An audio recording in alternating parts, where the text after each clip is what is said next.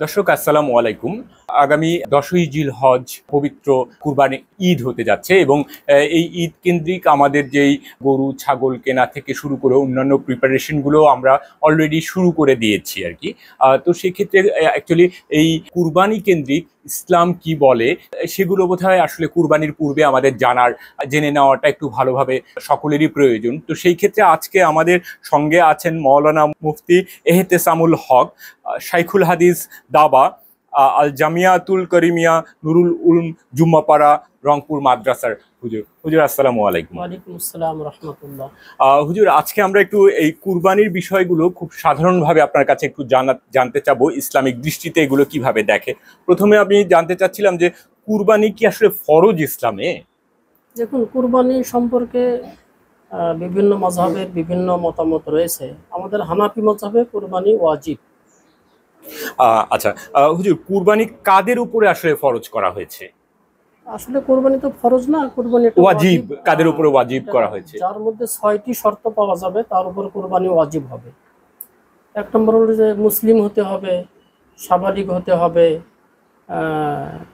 সে জ্ঞান সম্পন্ন হতে হবে, নিজ এলাকায় বসবাস করে অর্থাৎ মুকিম যেটাকে বলে মুকিম থাকতে হবে, এবং আজাদ অর্থাৎ কৃত দাসদাসী না হতে হবে, আর নেশাব পরিমাণ সম্পদের মালিক হতে হবে। এই শর্তগুলো যার মধ্যে পাওয়া যাবে তার উপর কুরবানি ওয়াজিব। যদি কোনো শর্ত পাওয়া না যায় তাহলে কুরবানি তার উপর ওয়াজিব না। আচ্ছা, হুজুর, মানে কুরবানির পশু সম্পর্কে একটু সকলেরই আসলে কিউরিয়াসিটি থাকে যে কুরবানির পশুগুলো আসলে কেমন হওয়া উচিত। কুরবানির পশু আসলে কিছু ছোট পশু দ্বারা কুরবানি বৈধ, কিছু বড় পশু দ্বারা কুরবানি বৈধ। ছোট পশু 3 প্রকার: ছাগল, ভেড়া, দুম্বা। বড় পশুও 3 প্রকার: গরু, মহিষ, উট। তো এগুলো পশু দ্বারা কুরবানি করা বৈধ। যত ভালো হবে ততই কুরবানিটা উত্তম হবে। মানে ভালো বলতে কি আপনি সুস্থতার বিষয়টা কি বোঝাচ্ছেন? অবশ্যই সুস্থতা, ত্রুটিমুক্ত। কোনো ত্রুটিযুক্ত পশু কুরবানি বৈধ নয়, অসুস্থ পশু দ্বারা কুরবানি বৈধ নয়। আচ্ছা হুজুর, আমরা ঠিক এটা নিয়ে একটু সমাজে একটু কিছুটা ধারণা আছে যে মেয়ে গরু যেগুলো, আসলে মেয়ে গরু দিয়ে কি কুরবানি দেওয়া যাবে? অবশ্যই দেওয়া যাবে। এই ব্যাপারে আপনার পুরুষ গরু মেয়ে গরুর কোনো পার্থক্য শরীয়তে নেই। যে কোনো একটা দিয়ে কুরবানি দেওয়া যাবে। আচ্ছা, সেক্ষেত্রে যেমন আমরা শুনে থাকি যে আপনার পেটে বাচ্চা থাকলে মেয়ে গরুর এটা কুরবানি হবে না, এটা কি আসলে ঠিক ইসলামিক দৃষ্টিভঙ্গি থেকে? এই ব্যাপারে মাসলা যেটা কিতাবে পাওয়া যায় সেটা হলো একদম বাচ্চা ভূমিষ্ঠ হওয়ার উপক্রম এরকম পশু দ্বারা কুরবানি না দেওয়াই উচিত। মানে গর্ভধারণকালীন সময় একটা গরুর তাহলে কুরবানি দেওয়া যাবে? পেটে বাচ্চা আছে, জি যাবে, কিন্তু না দেওয়া উচিত, না দেওয়া উত্তম। আচ্ছা, কুরবানির মাংসর যেই বন্টনটা হয়, তো আমাদের দেশে আমরা খুব মানে ফরজ হিসেবেই অনেকটা মনে করি যে কুরবানির মাংসটা 3 ভাগে ভাগ হওয়া উচিত। আসলে কি এটা ফরজ হুজুর? না, এটা ফরজ না, এটা মুস্তাহাব একটি আমল। অর্থাৎ পশুর গোশতটা 3 ভাগ করে 1 ভাগ গরিব মিসকিনের মাঝে বিতরণ করা, এটা মুস্তাহাব। এটা না করলে গুনাহ হবে না, করা উত্তম। হুজুর, কুরবানির ক্ষেত্রে মানে শরীক দেখা যাচ্ছে, এক গরুতে কয়েকজন যখন শরীক হয়, তো শরীক নির্বাচনের ক্ষেত্রে কি কোনো ইসলামিক দৃষ্টিভঙ্গি আছে? অবশ্যই আছে। ছোট পশুতে শরীক হওয়া নিষেধ, বড় পশুতে শরীক হতে পারবে সর্বোচ্চ 7 জন। এখানে বিধান হলো যারা অংশীদার হবে, কোনো অংশীদারের অংশ যেন 7ম ভাগের কম না হয়। এই বিষয়টা খুব গুরুত্বের সাথে লক্ষ্য রাখতে হবে। কম হলে কারো কুরবানি বৈধ হবে না।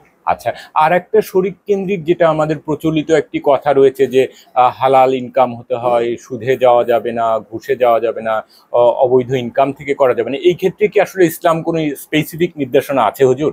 দেখুন, কুরবানি একটি ইবাদত, এটা তো অবশ্যই হালাল অর্থ দিয়েই করতে হবে। অধিক মূল্যে যে পশু কেনার যেই প্রতিযোগিতাটা, অর্থাৎ কাঠটা বড় কাঠটা ছোট, এটির একটি সামাজিক স্বীকৃতি এবং সেখান থেকে একটা সামাজিক স্বীকৃতি আদায়ের প্রচেষ্টা, এটিকে ইসলাম কিভাবে দেখে হুজুর? দেখুন, আসলে কুরবানির মূলে আপনার ইখলাস, নিয়ত সহি থাকতে হবে। এগুলো আসলে অনেক সময় দেখা যায় নিয়ত পরিপন্থী, ইখলাস পরিপন্থী হয়ে যায়, লোক দেখানো হয়ে যায়, এগুলো আসলে উচিত না।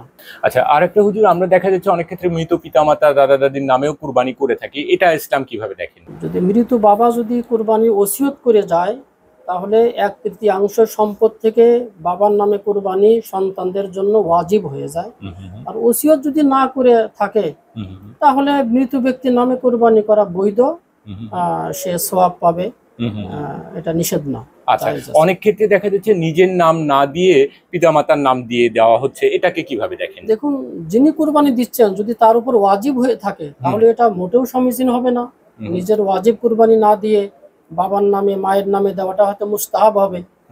ওয়াজিব বাদ দিয়ে মুস্তাহাব আমল করা এটা কোনো বিবেকবানের কাজ হতে পারে না। আচ্ছা হুজুর, কুরবানির ক্ষেত্রে পশুর দাঁত নিয়ে একটি আমাদের যে দাঁত হতে হবে তারপরে কুরবানি দেওয়া যাবে, এই প্রসঙ্গে আসলে এই বিষয়টা আসলে হলো কি যে কুরবানির ন্যূনতম বয়স নির্ধারণ করা থাকে। ছোট পশু 1 বছর হতে হবে, আপনার গরু মহিষ 2 বছর হতে হবে, উট 5 বছর হতে হবে। অনেক সময় এই বয়সটা মানুষ ভুলে যায়।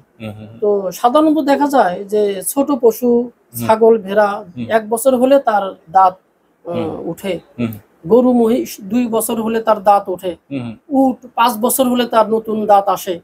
এই দাঁতের দ্বারা তার বয়স নির্ধারণ করার একটা সহজ উপায় মাত্র। আচ্ছা আচ্ছা, এখানে মূল বয়সটাই হলো মেন। দাঁত হয়নি কিন্তু বয়স ছোট পশুর 1 বছর হয়ে গেছে, ওটা দিয়ে কুরবানি চলবে। কিন্তু আমরা অনেক ক্ষেত্রে এখন বাণিজ্যিকতা চলে এসেছে, আমরা বাজার থেকে কিনি, তো সেই ক্ষেত্রে আসলে যিনি পালনকারী না তিনি কিভাবে বয়সটা নির্ধারণ করবেন? এই জন্যই দাঁতের মাধ্যমে এটা করাটাই ভালো হবে।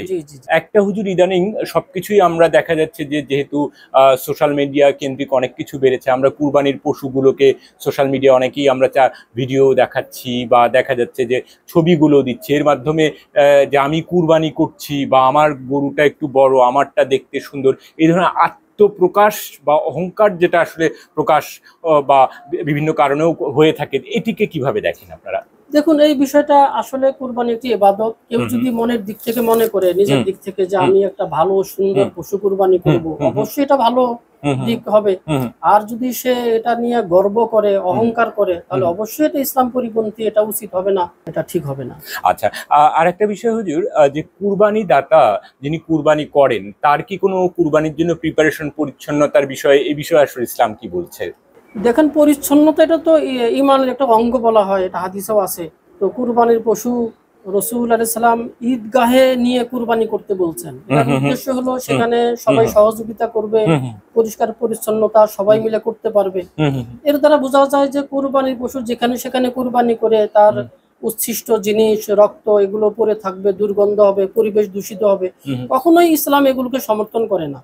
কুরবানির পশুর যে উচ্ছিষ্ট বিষয়গুলো, এগুলো অবশ্য মাটিতে পুঁতে রাখা, যেন দুর্গন্ধ না হয় সেদিকে সতর্ক দৃষ্টি রাখা, এটা প্রত্যেক মুসলমানের একটা নৈতিক দায়িত্ব হওয়া উচিত এবং ইসলামও এটাকে সমর্থন করবে। আচ্ছা, আর একটা পরিষ্কার পরিচ্ছন্নতা বলতে যেমন চুল কাটা বা ইত্যাদি ইত্যাদি বিষয়ে কি কোনো কুরবানি রিলেটেড নির্দেশনা আছে? হাদিসে পাওয়া যায় যে যারা কুরবানি করবে তারা যেন জিলহজের চাঁদ উদয়ের সময় থেকে নিয়ে কুরবানির ঈদ পর্যন্ত শরীরের কোনো কিছু না কাটে। আর যারা গরিব কুরবানি দিতে পারবে না তাদেরকেও রাসূল আলাইহিস সালাম এই আমলটা করতে উদ্বুদ্ধ করছেন এবং বলছেন যে জালিকা তামামু উযহিয়াতিক, তুমি যদি এমনটা করো তাহলে তুমি একটা পরিপূর্ণ কুরবানির সওয়াব পেয়ে যাবা। আচ্ছা আচ্ছা, মানে অর্থাৎ একটা গরিব মানুষ কুরবানি না দিয়েও শুধু এতটুকু যদি মানে, আল্লাহ রাব্বুল আলামিন তাকে পুরো একটা কুরবানির সওয়াব দিয়ে দিবেন। এটা হাদিস আছে। আচ্ছা আচ্ছা আচ্ছা হুজুর, আরেকটা আমাদের পুরুষতান্ত্রিক সমাজ ব্যবস্থায় অনেক ক্ষেত্রেই দেখা যাচ্ছে যে পরিবারের শুধুমাত্র পুরুষরাই কুরবানি দিয়ে থাকে আর কি, অথচ দেখা যাচ্ছে অনেক মহিলা তিনি জবে আছেন বা অন্য কোনো প্রফেশন আছেন, তার আয় আছে কিন্তু অনেক ক্ষেত্রে তিনি দিচ্ছেন না। তো স্বামী স্ত্রীর পক্ষ থেকে শুধু স্বামীর যদি দুইজনেরই সামর্থ্য থাকে, শুধু স্বামী দিলেই কি হয়ে যাবে এটা? দেখুন, কুরবানির বিষয়টা আমি শুরুতে বলেছি 6টি শর্ত যার মধ্যেই পাওয়া যাবে তার উপর কুরবানি ওয়াজিব হবে। এখানে পুরুষ হতে হবে, মহিলা হতে হবে এমন কোনো ভাগ নাই। যদি কোনো পুরুষের ভেতরে 6টি শর্ত পাওয়া যায় তার উপর কুরবানি ওয়াজিব হবে। আর যদি কোনো মহিলার ভেতরে 6টি শর্ত পাওয়া যায়, সে সম্পদের মালিক, তার উপরেও পৃথকভাবে কুরবানি ওয়াজিব হবে। আচ্ছা হুজুর, আমি শেষ কোশ্চেনটি আপনাকে একটু জানতে চাচ্ছিলাম আপনার কাছ থেকে, যে একটা সময় পর্যন্ত দেখা গেছে বাংলাদেশের মাদ্রাসাগুলো চামড়ার অর্থাৎ এই কুরবানির পশুর চামড়া দ্বারা অনেক সাহায্য সহযোগিতা পেয়েছিল এবং দামগুলোও ভালো পাওয়া যাচ্ছিল আর কি। তো বিগত বেশ কয়েক বছর আমরা দেখেছি যে মানে দামগুলো ঠিকভাবে পাচ্ছে না, ফলে আপনাদের এটি কি ইসলাম প্রচার বা ইসলাম কার্যের ক্ষেত্রে কোনো শিক্ষা ব্যবস্থার উপর কোনো প্রভাব আসে কি? দেখুন, আমাদের এই প্রতিষ্ঠানগুলো কওমি প্রতিষ্ঠান। কওমি প্রতিষ্ঠান বলতে জনগণ কর্তৃক পরিচালিত একটি প্রতিষ্ঠান। তো জনগণের সাহায্য সহযোগিতা নিয়েই এই প্রতিষ্ঠানগুলো পরিচালিত হয়। সরকার এই সকল প্রতিষ্ঠানে তেমন উল্লেখযোগ্য কোনো অনুদান দেন না। তো সেই ক্ষেত্রে কুরবানির পশুর চামড়া থেকে একটা বড় ধরনের হেল্প আমাদের এই সকল প্রতিষ্ঠানে আসতো, কিন্তু বিগত সরকারে আমরা এই জিনিসটা থেকে বঞ্চিত হয়েছি অনেক অংশে। এর আগে আমরা যথেষ্ট দাম পেয়েছি, আমাদের অনেকটাই সুবিধা হতো, কিন্তু গত কয়েক বছর থেকে আমরা এটা থেকে বঞ্চিত হচ্ছি। তো আমরা আশাবাদী যে আগামীতে হয়তো আমরা আবার সে আগের মতো একটা সুবিধা পাবো এবং আমাদের জন্য একটু হেল্প হবে। তো ধন্যবাদ হুজুর আমাদেরকে সময় দেওয়ার জন্য। আপনাকে ধন্যবাদ, আপনি আমাকে সুযোগ দিলেন একটু কিছু কথা বলার। আসসালামু আলাইকুম। ওয়ালাইকুম আসসালাম রহমতুল্লাহ ওয়া বারাকাতুহু।